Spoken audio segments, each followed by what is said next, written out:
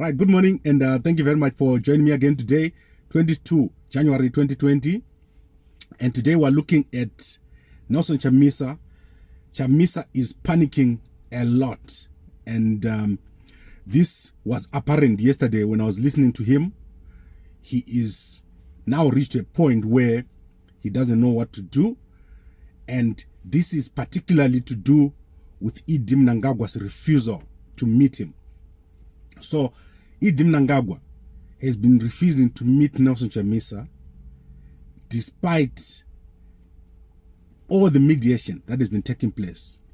So whenever people come to Nelson Chamisa, the church leaders, Thabo Mbeki, Chamisa has said, I want to meet Idi Mnangagwa, but Idi Mnangagwa has refused to meet Nelson Chamisa. He has said he can only meet Nelson Chamisa at Pollard. So that has been a consistent position. And Chamisa has now resorted to inviting the Zimbabwe National Army to come into dialogue. He's actually planning to approach the army and say, can you guys come into the dialogue? And I don't know how that is going to work. Chamisa was speaking yesterday at the State of the Nation address that he gave in Mbare, and that speech was good. There was nothing wrong with the speech. He showed that he's in touch with the issues. So he described the problem which is there in Zimbabwe.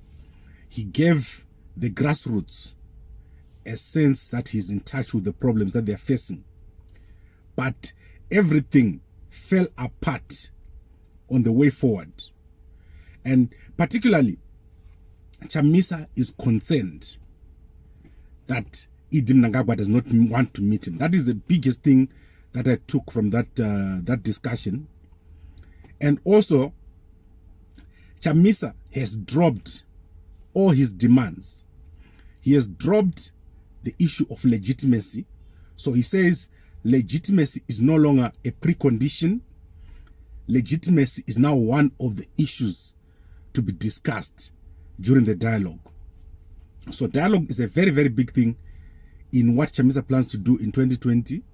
He has given Idi Mnangagwa up to May for this to happen. So you must understand the difference between an analysis and what someone does when they're supporting Chamisa.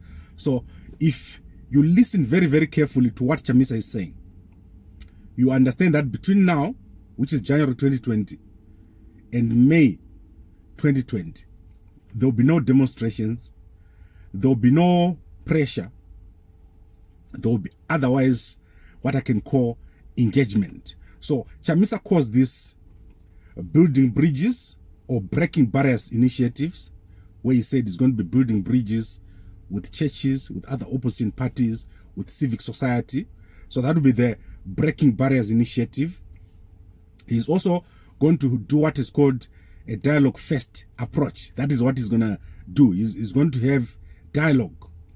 And as I said, legitimacy is no longer a precondition. So basically, Chamisa is saying he's going to accept that Idi Mnangagwa is the one who is in charge now. It doesn't matter that the election was stolen. The reality on the ground is Idi Mnangagwa is the one who is in charge. Chamisa has also removed Jecha. So Chamisa says he doesn't want people to die. He doesn't want people to suffer. So he has asked the international community to start giving aid to Zimbabwe, to start helping wherever they can. So Chamisa is no longer saying to the international community, Idi Mnangagwa is no longer legitimate. He is in fact saying, let's work together. Chamisa is also going to be joining initiatives like the Clean Up campaign, the monthly Clean Up campaign. And so you can see from what I'm saying here that Chamisa is changing his tune.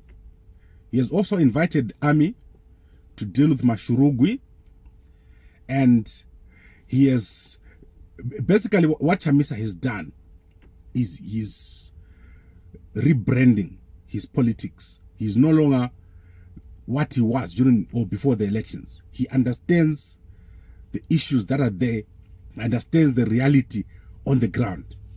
But he doesn't want Poland. He says he doesn't want to go into Poland. And I think this is something that the negotiators, so there are two sets of negotiators who are the churches, and Thabo Mbeki. They need to find a way of convincing Chamisa to go to Poland. Poland is the only way that Idi Mnangagwa is going to talk to Chamisa because of his stakeholders in the military. So Chamisa said this. When the church people came to talk to him and they said they want 7 years with no elections, he told them he wants to meet face to face with Mnangagwa. And Mnangagwa said, let me go and talk to my stakeholders. And he hasn't come back. Thabo Mbeki, he came to Chamisa and said, come and join Poland. And Chamisa said, no, I can't join Poland. I want to meet Mnangagwa face to face. Thabo Mbeki went and didn't come back because Mnangagwa is refusing to meet with Chamisa. So this issue of Poland in 2020 is going to become a very big issue. Is Chamisa going to go into Poland or not? Otherwise, this deadlock is going to continue. So the issue of Poland is going to take center stage. Now, let's look at other issues that Chamisa touched on during his State of the Nation address. He looked at the performance management in Parliament. He looked into the issues facing councils. The fact that the councils cannot handle their own finances. It is done by the Minister of Local Government. He said Thokozani Kupe, she cannot take over in the MDC even if the court rules. Then the party will be focusing on grassroots structures, and then there will be the 5 fights. I looked at the 5 fights, and I think it's a good political statement, but it's not actionable. Then the other issue which I picked up, that is Osman Ngube, Tabita Kumalo, Karenyi Kore, Mahere, Douglas Ngonzora, Komichi. These people were not there at this meeting. There was only Tendai Biti, Nelson Chamisa, and Shibaya. So basically, this was a mini rally. And I think the MDC, there are issues at the top in terms of the party. So we'll talk about that. We'll handle that at some point. Then my conclusion is that Chamisa did very well to have this State of the Nation address. He has brought himself again into the center of everything. He has spoken directly to his constituents. The biggest problem Chamisa is going to face is how to move forward. It's very difficult to see how Chamisa can be anything other than an opposition leader in this current environment. The military is playing a very important part. Idi Mnangagwa, he wants total acceptance by Chamisa before he can even talk to him. And Chamisa does not want to go the route of demonstrations, the route of violence. He said, in many countries, people have died. And then after dying, they come to dialogue. So why not start with dialogue? What I find very difficult to understand is if Chamisa has dropped legitimacy as a precondition, why he can't go to Poland. That is a very big issue, because how is he planning to have dialogue with Idi Mnangagwa if he does not go somewhere where they can meet and talk? So there is need there for these guys to re-strategize. Idi Mnangagwa has been very smart about avoiding Chamisa. And it's now coming out in the open that Chamisa has been trying, but Idi Mnangagwa has been refusing. Which means the one who goes to the other is the one that has got more need. So Chamisa, the fact that he's keeping on going to Idi Mnangagwa, it means he's the one that needs the dialogue. This is how it's looking. Because if Idi Mnangagwa just sits where he is, nothing will happen. He will continue ruling as he is. So we have a serious problem about how to proceed beyond this deadlock.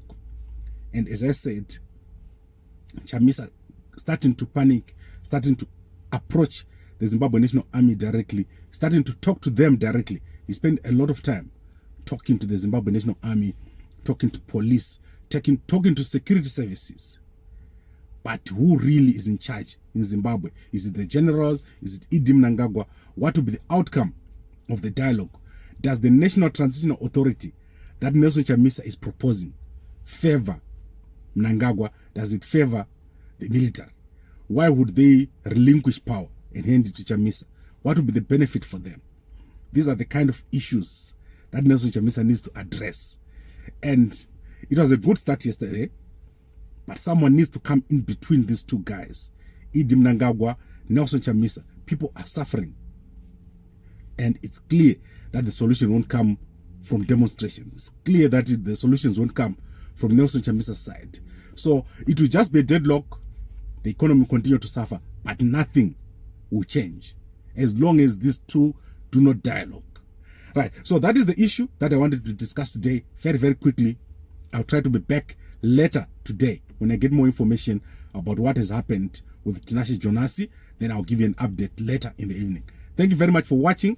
And if you're watching this on WhatsApp, please send it to as many people as possible. If you're watching it on YouTube and our Facebook page, please like, comment, and share. Thank you very much.